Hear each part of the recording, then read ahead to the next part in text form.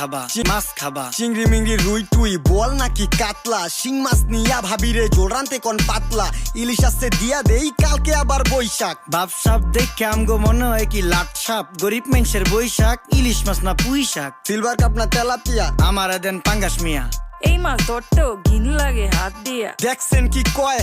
হের লাগে গিনা বাজারের সব জিনিসই স্বর্ণের দামে কিনা